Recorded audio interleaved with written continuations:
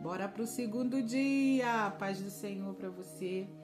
Firmes no propósito de ler a Bíblia em um ano, né? Nós estamos hoje no segundo dia desse desafio, tá? Porque não é fácil, né? A gente tem tempo para todas as coisas. A palavra do Senhor diz que há um tempo para todas as coisas. E nós temos tempo para tudo. Mas muitas das vezes não temos tempo para a palavra de Deus. Então, vem comigo nesse desafio, que eu tenho certeza que até o final do ano a gente vai terminar, e a gente vai terminar muito mais firmes na fé, muito mais fortes, sabendo muito mais e aprendendo desse Deus que tem a cada dia coisas novas para a nossa vida. Então, digo sempre, começamos pelo começo, né? Ontem falamos sobre a criação e hoje nós vamos falar sobre a formação do homem, o que nos deu origem, né? De onde viemos, né? Então, vamos falar hoje sobre a formação do homem no capítulo 2 do livro de Gênesis. A palavra do Senhor diz assim: Assim, pois, foram acabados os céus e a terra, e todo o seu exército. E havendo Deus determinado no dia 7º a sua obra que fizera, descansou nesse dia de toda a obra que tinha feito.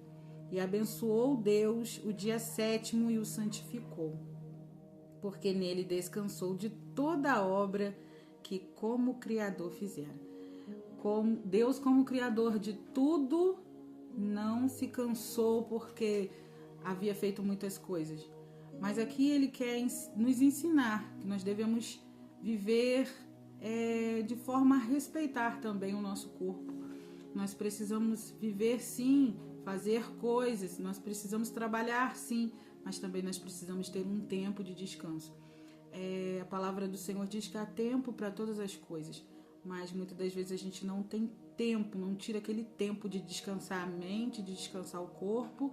E Deus está dizendo aqui, não, é necessário ter um tempo também de descanso. Há tempo de criar, há tempo de formar, mas também há tempo de descansar.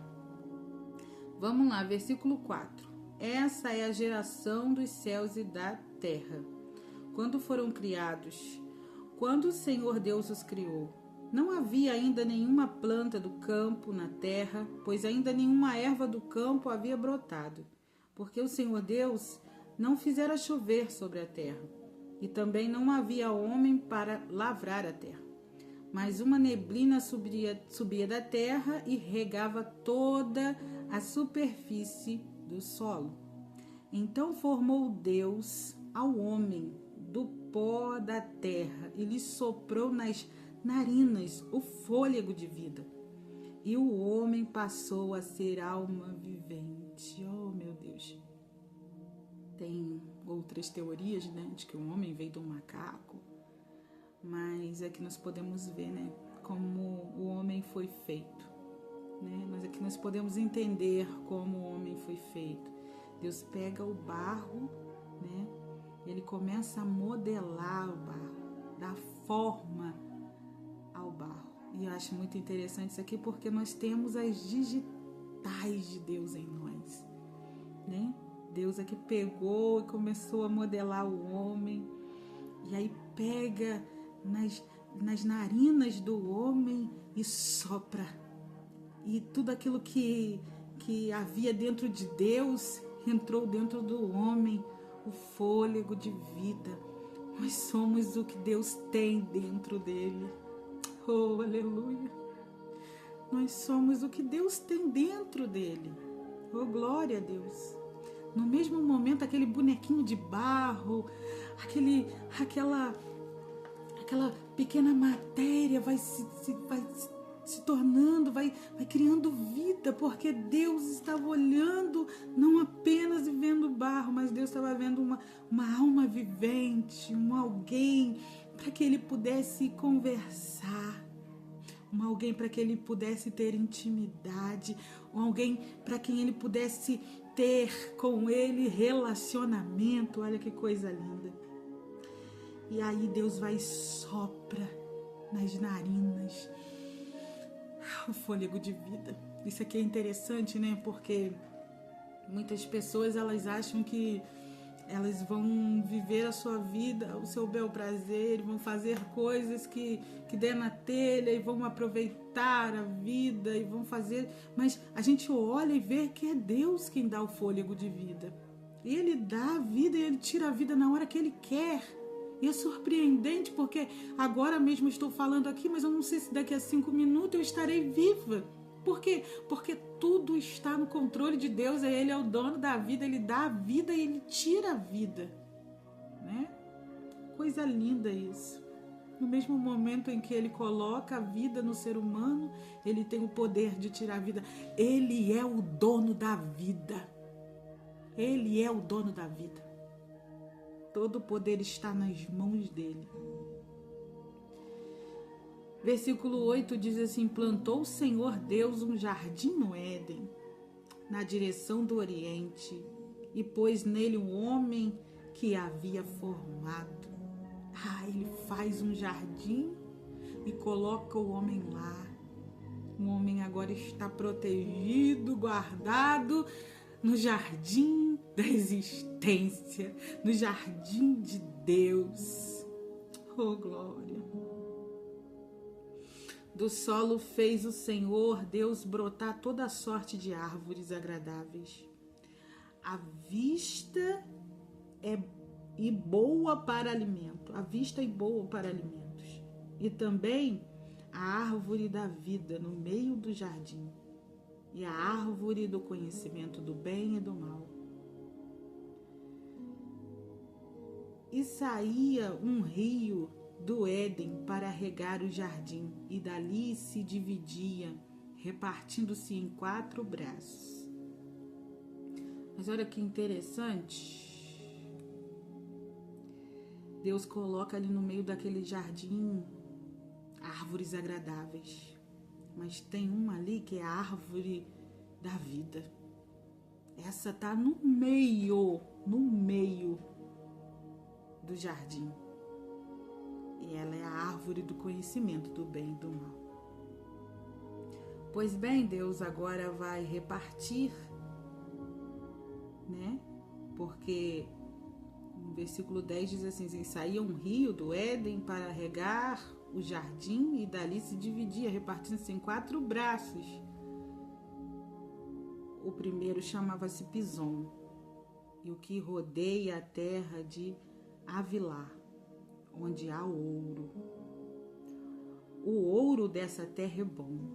Também se encontra lá o bidélio e a pedra de ônix.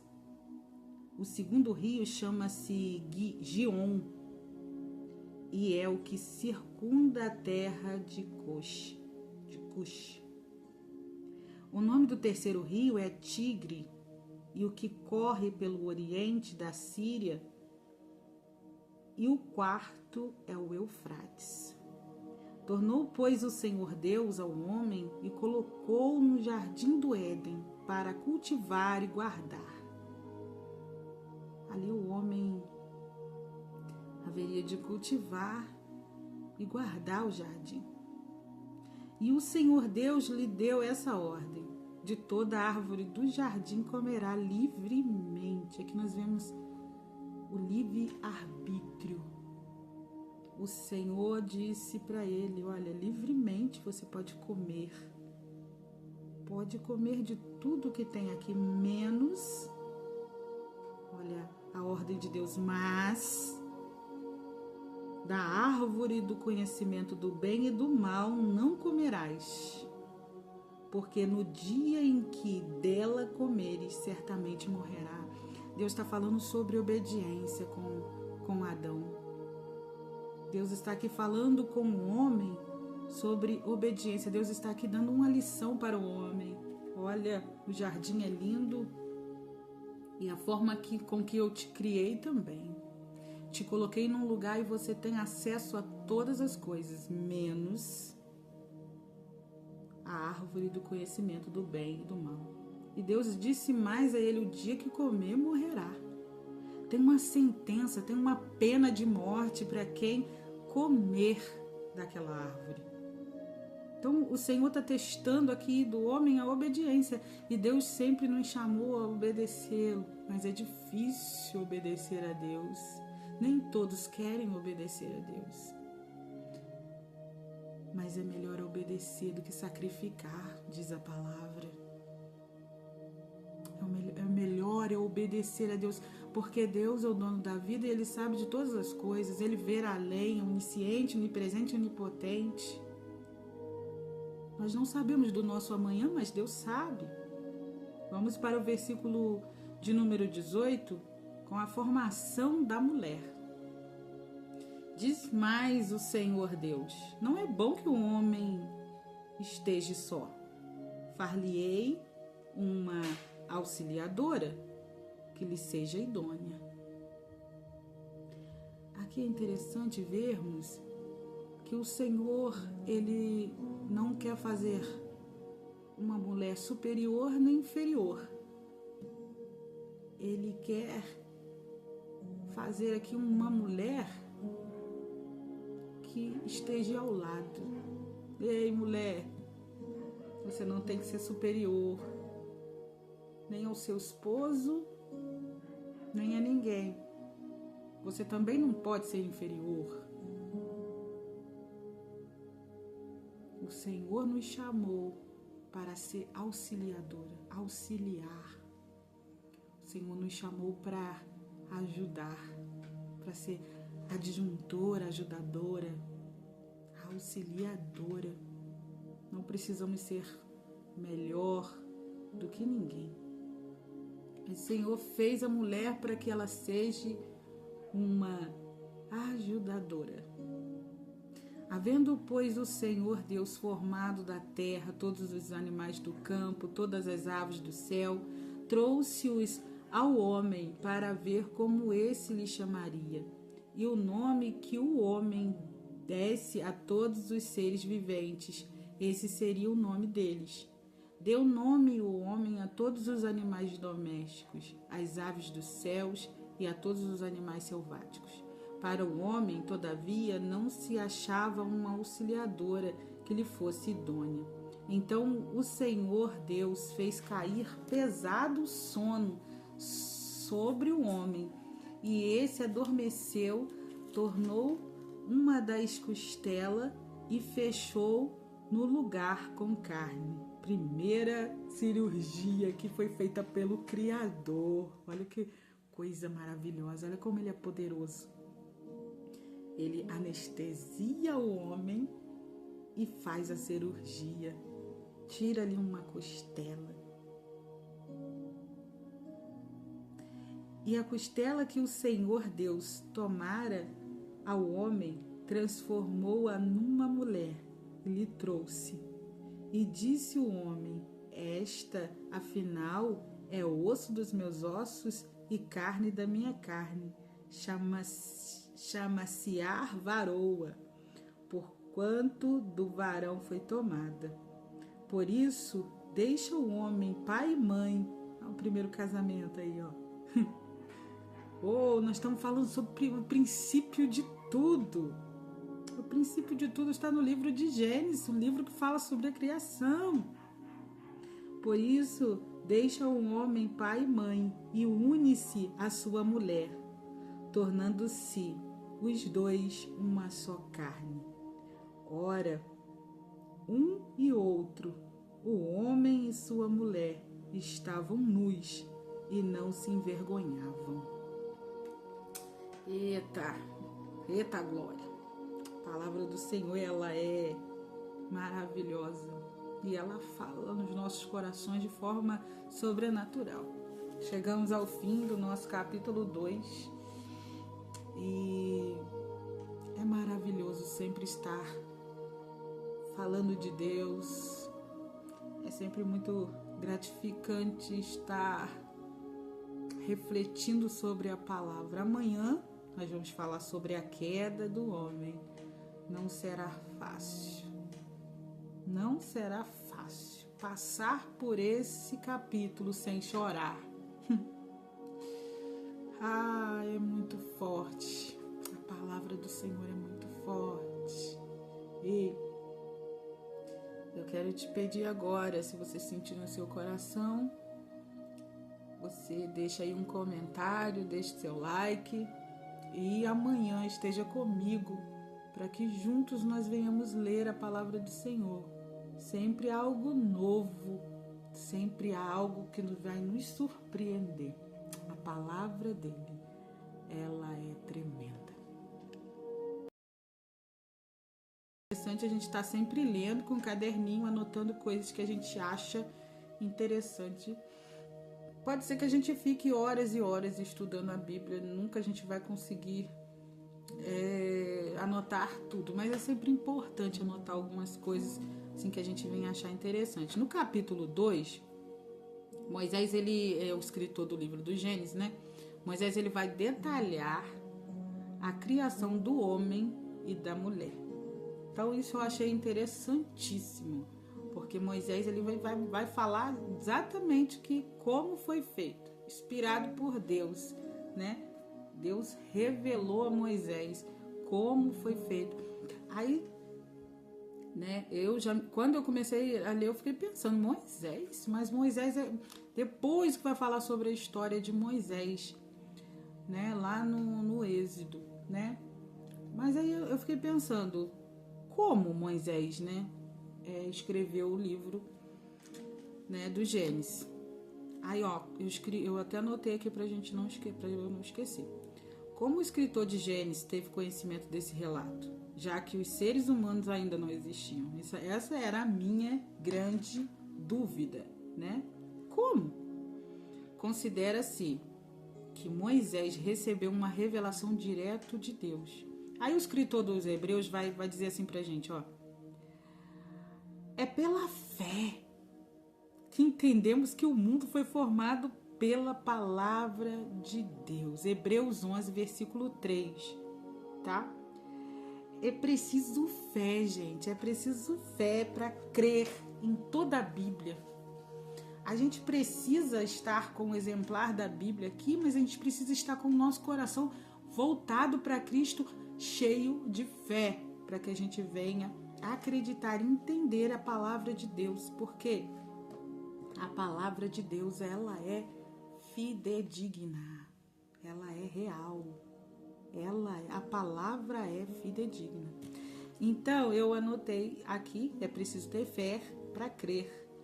E aí a gente vai lendo através da palavra de Deus, a Bíblia em papel ou qualquer forma que você encontrar no celular, tablet, mas a gente precisa carregar também a fé em nosso coração. Anotei aqui também que Deus descansou porque terminou, não porque estava cansado. Eu cheguei até a falar durante o vídeo, né? Porque Deus não se cansa. Então, há uma necessidade de descanso, mas é para o homem. Então, Deus está aqui mostrando para o homem que precisava haver um ciclo de trabalho, mas também precisava haver um ciclo de descanso. Achei muito interessante a forma que Deus também molda o homem com as próprias mãos. Achei isso surreal, né? Deus aqui, ele não pede ninguém que o faça. Deus, ele faz com as próprias mãos dele. E ainda há quem diga que Deus não existe. Mas eu creio que eu fui criada pelas mãos dele. Eu creio que a nossa... meu Deus, a humanidade foi criada, tudo foi criado por ele. E Deus coloca no jardim para quê? Para estabelecer um relacionamento com o homem. Aí também achei muito interessante o primeiro casamento, a primeira cirurgia, né? Mas também é muito interessante que Deus ali coloca o homem no meio do jardim e diz, pode comer de tudo, mas não se esqueça, tem uma árvore do conhecimento do bem e do mal. O dia que tu comer dela, tu vai morrer, né? Mais pra frente a gente vai falar sobre isso. Mas Deus ali deu àquele homem e àquela mulher o livre-arbítrio de escolher ou não. Aqui Deus está tratando com o homem sobre obediência, né? E mais pra frente a gente vai ver que eles desobedeceram. E quantas das vezes a gente não desobedece a Deus, né? Deus manda a gente ir para um lado e a gente vai para o outro. mas obedecer é melhor do que sacrificar. Então foi isso, gente. Amanhã tem mais. Vamos firmes no propósito e Deus vos abençoe. Fica com Deus.